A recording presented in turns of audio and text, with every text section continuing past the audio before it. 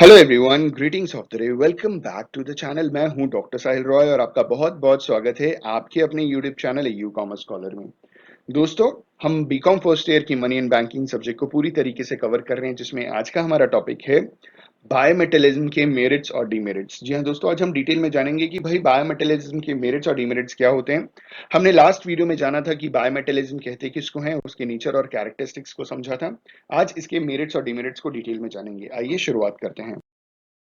शुरुआत करते हैं हम मेरिट से। इन्होंने सबसे पहला मेरिट कहा है कि एम्पल सप्लाई ऑफ मनी। अब ample supply of money compare करके कह रहे हैं कि भाई मोनोमेटलिज्म में क्या था कि आपके पास सिर्फ एक मेटल होता था, तो जब आप एक मेटल से ही आप कॉइन्स बनाओगे तो कंपेरेटिवली आप कम ही कॉइन्स बना पाओगे, क्योंकि जो भी मेटल आप यूज करोगे वो लिमिटेड नेचर का होगा। लेकिन बायोमेटलिज्म में आपने दो अलग अलग मेटल्स का यूज करना शुरू कर दिया, से गोल्ड और सिल्वर। तो कंपेरेटिवली आप क्या करोगे कि बायोमेटलिज्म में आप मोनोमेटलिज्म के कंपैरिजन आप ज्यादा सिक्के इशू कर सकते हो, यानी ज्यादा मनी सप्लाई कर सकते हो। तो पहला पॉइंट ये है, ample supply of money. Ample supply of money is assured to the public since there are two metals from which money can be minted.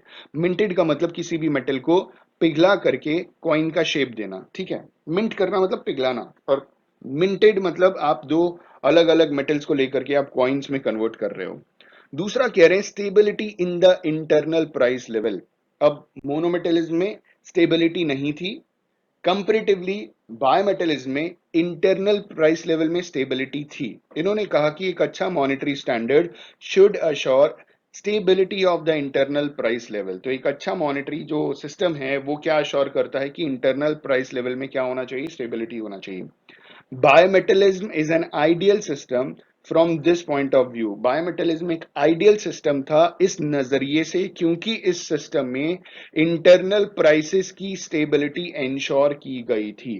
जब बायोमेटलिज्म अडॉप्ट किया गया था इंटरनेशनल स्केल पे, तो जो शॉर्टेज हुई थी एक मेटल की, वो क्या की जा सकती थी, वो दूसरे मेटल से ऑफसेट कर की जा सकती थी। यानी जैसे मान लीजिए गोल्ड जो है बहुत लिमिटेड नेचर का है, अगर हम सिल्वर से कंपेयर करें तो गोल्ड एक्सपेंसिव भी है।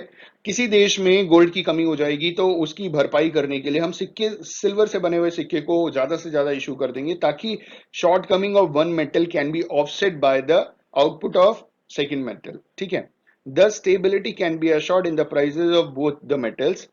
The shortage of gold can be met by an increased output of silver and vice versa। और सेम एज अपोजिट हम कर सकते हैं कि अगर सिल्वर कम हो गया तो हम सोने के सिक्के ज्यादा बना करके इशू कर सकते हैं। इंडिया में जब डिमोनेटाइजेशन हुआ था तो 2000 रुपए के नोट आए थे मार्केट में, आपको याद होगा। अभी तो ये मार्केट से हमारे देश की सरकार ने बहुत पहले इसको प्रिंट करना बंद कर दिया और वापस भी मंगा लिया। तो जो भी बैंक में 2000 के नोट गए वो बैंक से वापस बाहर निकले ही नहीं, क्योंकि सरकार ने उस 2000 रुपए के नोट को प्रिंट करना बंद कर दिया था बहुत पहले, और जो मार्केट में 2000 के नोट है उसे वापस ले लिया।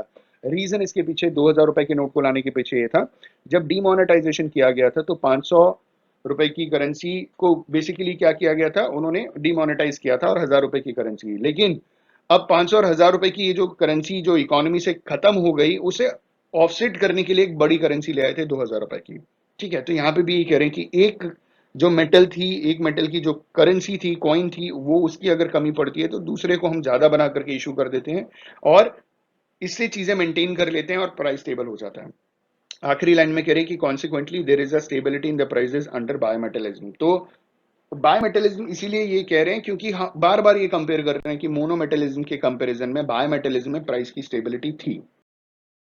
अगला पॉइंट है स्टिमुलस टू फॉरेन ट्रेड। भाई विदेशी पेमेंट आज के टाइम पे भी अगर हम किसी देश से कोई सामान खरीदते हैं, जैसे अमेरिका से कोई सामान खरीदते हैं, तो पहले अमेरिका कहता है कि आप हमें हमारे यूएस डॉलर में पेमेंट करो, और अगर आपके पास यूएस डॉलर नहीं है तो पहले यूएस डॉलर हमसे आप खरीदो, उसके बाद आप उसी डॉलर को यूज करके हमसे सामान इंपोर्ट करो। मतलब भाई वाह, देखिए, अगर आप इंडिया, अगर हम इंडिया की बात करें तो इंडिया के पास अगर यूएस डॉलर नहीं है तो उसको पहले क्या करना पड़ेगा, अमेरिका का यूएस डॉलर खरीदना पड़ेगा, और जब भी हम कोई सामान खरीदते हैं तो सामने वाला प्रॉफिट में उसे बेचता है। तो डॉलर पहले खरीदा और वही चीज दे करके हमने दूसरा सामान खरीदा, तो हमको जो चीज सस्ती मिलनी चाहिए वो डबल प्रॉफिट में वो हमें बेचते हैं। पहले तो डॉलर बेचने में प्रॉफिट कमाए, उसके बाद सामान बेचने में प्रॉफिट कमाए, तो भाई वो देश अमीर तो होगा ही होगा और हम गरीब तो होंगे होंगे।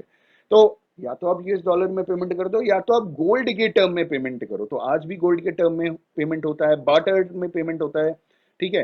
रशिया और इंडिया के बीच में अभी कुछ ट्रेडिंग्स ऐसी हुई है जो बार्टर एक्सचेंज में हुआ है। आपने देखा होगा रशिया और यूक्रेन का वॉर हुआ, ठीक है।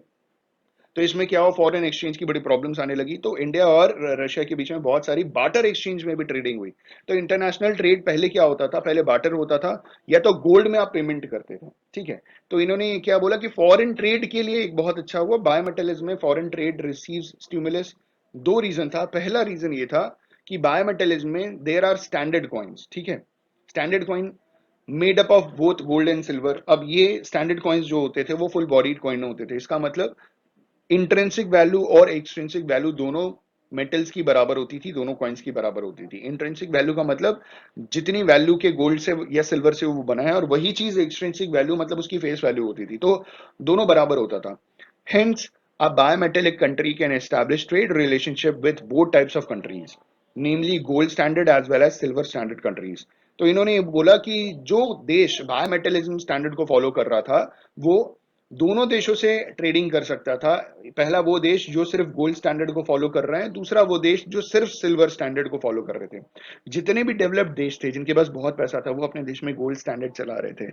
जितने भी कंपेरेटिवली गरीब लोग देश थे, पुअर देश था, वो सिल्वर स्टैंडर्ड फॉलो कर रहा था। आज भी अब देखो 1 ग्राम जो गोल्ड है वो 5,000 रुपए का है, ठीक है। और 1 ग्राम सिल्वर 50 रुपए के बराबर है। तो आप डिफरेंस देख लो, कहाँ 5,000 रुपए का 1 ग्राम गोल्ड और कहाँ 50 रुपए का 1 ग्राम सिल्वर। तो इन्होंने आगे कहा it can fix exchange rate with both types of currencies. तो ये दोनों तरीके की करेंसी से अपना एक्सचेंज रेट फिक्स कर लेते थे कि 1 ग्राम गोल्ड में आपको 100 चांदी के सिक्के देने हैं या 1,000 चांदी के सिक्के देने हैं, वो आप डिसाइड कर सकते थे अपने हिसाब से।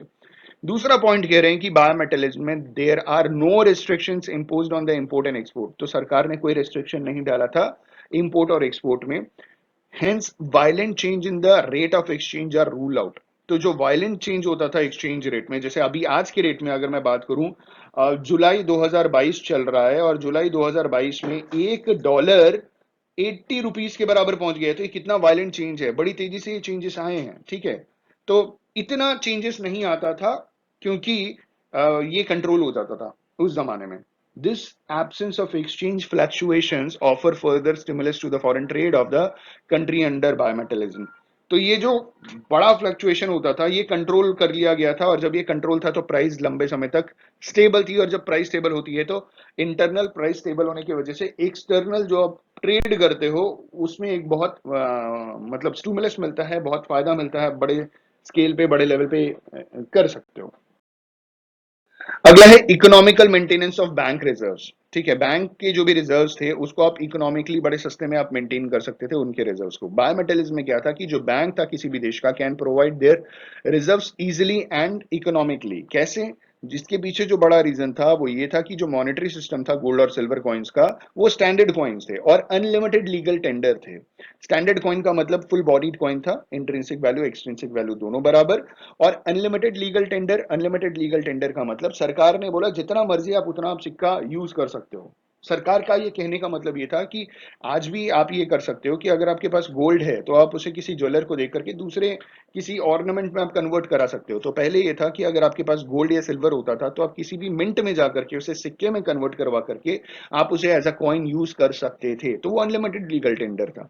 अच्छा, ये अनलिमिटेड लीगल टेंडर इसलिए भी कहा जाता था क्योंकि गोल्ड और सिल्वर बड़े लिमिटेड नेचर की चीजें होती थी, वो अनलिमिटेड था नहीं। पेपर अनलिमिटेड है तो पेपर को अनलिमिटेड लीगल टेंडर तो बोल सकते हैं, लेकिन जरूरत से ज्यादा इशू कर दिया तो इकोनॉमी के अंदर इन्फ्लेशन आ जाएगा। तो उस जमाने में नहीं आता था इन्फ्लेशन क्योंकि गोल्ड और सिल्वर भी वैसे भी आपके लिमिटेड नेचर के मेटल्स थे। हेंस जो बैंक था वो फ्री था अपने रिजर्व्स को रखने के लिए, चाहे वो गोल्ड में रखे या सिल्वर में रखे, तो बैंक के पास पूरी आजादी थी। अगला कह रहे हैं कि लो इंटरेस्ट रेट्स।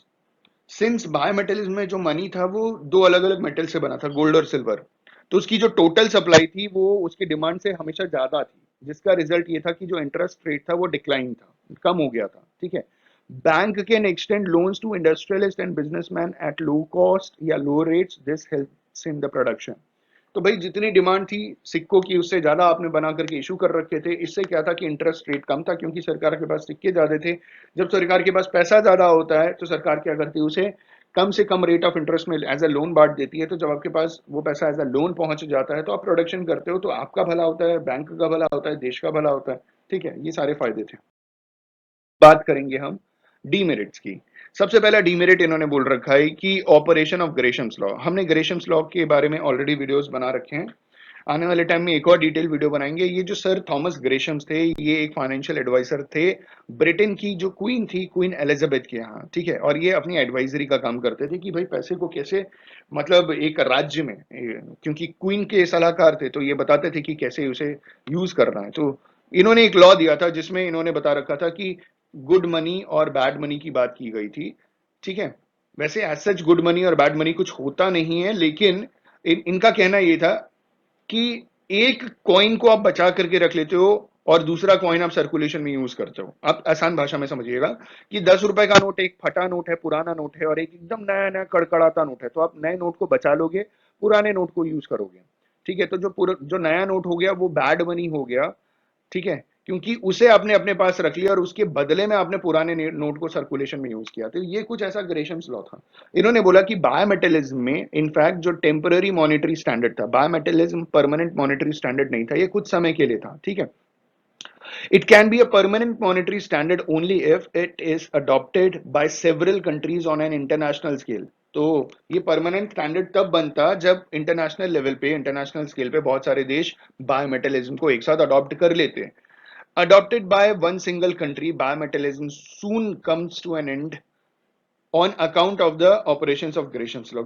Gresham's law की वजह से अगर एक देश ने बायोमेटलिज्म को अडॉप्ट किया तो वो लंबे समय तक नहीं चला पाएंगे, क्योंकि ग्रेशम्स लॉ ये कहता है कि वो ज्यादा लंबे समय तक प्रिवेल नहीं कर पाएगा। रीजन अभी इन्होंने बताया कि कैसे, समझिएगा। Let us suppose that one gold coin exchanges for 15 silver coins. मान लीजिए एक सोने के सिक्के के बदले में 15 चांदी का सिक्का आपको मिलता है। ये ऑफिशियल एक्सचेंज रेट है, सरकार ने इसे तय कर रखा है। तो ये रेशियो हो गया 1:15, एक गोल्ड का सिक्के के बदले में 15 चांदी के सिक्के। This is called mint rate, ये सरकार ने फिक्स किया है और इसे मिंट रेट कहते हैं, ठीक है। और मान लीजिए ये जरूरी नहीं है कि मार्केट रेट भी सेम हो, ठीक है। मार्केट रेट मान लीजिए 1:16 है, मतलब एक सोने का सिक्का दीजिएगा, बदले में 16 चांदी के सिक्के मिलेंगे, यानी एक चांदी का सिक्का ज्यादा मिलेगा, ठीक है। देन बायोमेटलिज्म के not continue for long because at this rate जो मार्केट प्राइस है गोल्ड की वो एक्सीड कर जाएगी मिंट रेट से, ठीक है। तो मार्केट में ज्यादा मिल जा रहा है भाई, एक सोने के सिक्के के बदले में आपको 16 चांदी के सिक्के मिल रहे हैं, तो भाई ये तो ज्यादा हो गया, ठीक है। तो मिंट के रेट से अगर मार्केट में ज्यादा हो गया, तो यहां पे इन्होंने बोला कि ये बायोमेटलिज्म ज्यादा समय तक कंटिन्यू नहीं करेगा, क्योंकि आप मिंट जाओगे नहीं, आप हमेशा मार्केट ही जाओगे। अगला कह रहे हैं कि gold will become good money and silver bad money. जैसे मैंने आपको बताया कि गोल्ड गुड मनी और बैड मनी ग्रेशम्स लॉ बोलता है, तो इन्होंने बोला गोल्ड हो जाएगा गुड मनी और सिल्वर हो जाएगा बैड मनी। क्योंकि क्योंकि आगे इन्होंने एग्जांपल दिया है कि बैड मनी सिल्वर इसलिए होगा क्योंकि silver will drive out the good money that is gold from the circulation. भाई सीधी सी बात है, आपके पास एक सोने का सिक्का है और 16 चांदी के सिक्के हैं। आप सोने का सिक्का बचा करके रखोगे, चांदी के सिक्के को ज्यादा से ज्यादा यूज करना शुरू करोगे, ठीक है। तो चांदी के सिक्के की वजह से जो सोने का सिक्का है वो सर्कुलेशन से बाहर हो गया, तो भाई वो आया किस लिए था, सर्कुलेट होने के लिए, लेकिन वो सर्कुलेशन से बाहर हो गया, तो ये क्या हो गया, उसके लिए एक डीमेरिट हो गया। तो इन्होंने क्या बोला कि this ultimately lead to single metal standard in practice. तो सब सोने का सिक्का गायब कर देंगे और सिर्फ चांदी का सिक्का चलेगा, तो बायोमेटलिज्म का तो कॉन्सेप्ट ही खत्म हो जाएगा। तो नेमली मोनोमेटलिज्म शुरू हो जाएगा यहाँ पे। Thus bimetallism can continue to exist so long as the mint rate and market rate are equal. तो ये तभी तक काम करेगा जब मिंट रेट और मार्केट रेट दोनों बराबर होंगे। आगे कह रहे since it is difficult for a single country to control the market rate, बाकी के सारे देश अगर जब अडॉप्ट कर लेंगे बायोमेटेलिक स्टैंडर्ड को एक साथ, तो गोल्ड और सिल्वर मार्केट के रेट को आप कंट्रोल कर सकते हो, अदरवाइज एक देश के ये कंट्रोल के बाहर है। Thus national bimetallism is not practicable, only international bimetallism can be workable. तो एक देश के लेवल पे ये कर पाना मुश्किल है, लेकिन इंटरनेशनल लेवल जहां पे सारी दुनिया यूज कर रही है, तो वहां पे आप इसे कर सकते हो यूज बायोमेटेलिज्म को।